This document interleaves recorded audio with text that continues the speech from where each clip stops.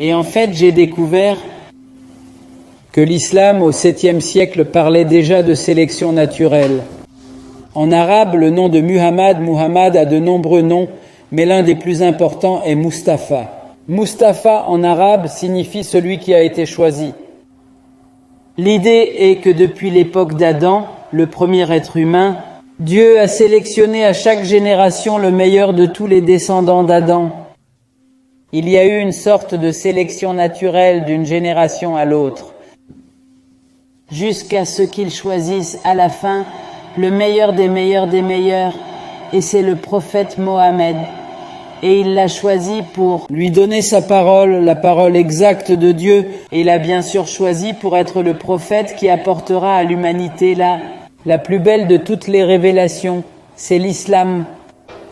Or, l'islam n'est pas une religion au sens où on l'entend habituellement. L'islam est une culture qui comprend tout. Pour l'islam, le monde entier est un seul État.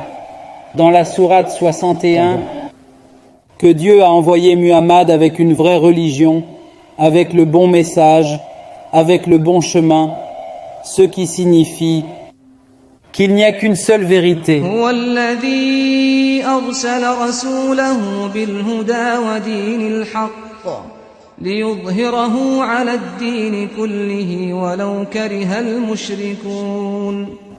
Juifs et chrétiens qui sont appelés les gens du livre, et ils ont falsifié leur livre.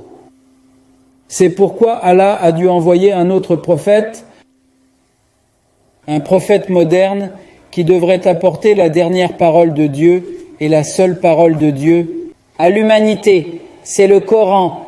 Rien ne peut lui être supérieur. C'est la raison pour laquelle cette religion est considérée comme la plus importante de toutes.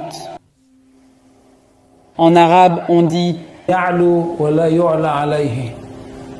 l'islam est supérieur. Rien ne peut être supérieur. Cela signifie que nous parlons non seulement de la dernière parole de Dieu, non seulement de la plus belle parole de Dieu, mais aussi de la plus vraie de toutes les révélations. Que doit faire la communauté? La communauté des croyants, les personnes qui ont eu la chance ont le cœur ouvert et d'avoir accepté l'appel du prophète Mahomet. Que doivent-ils faire?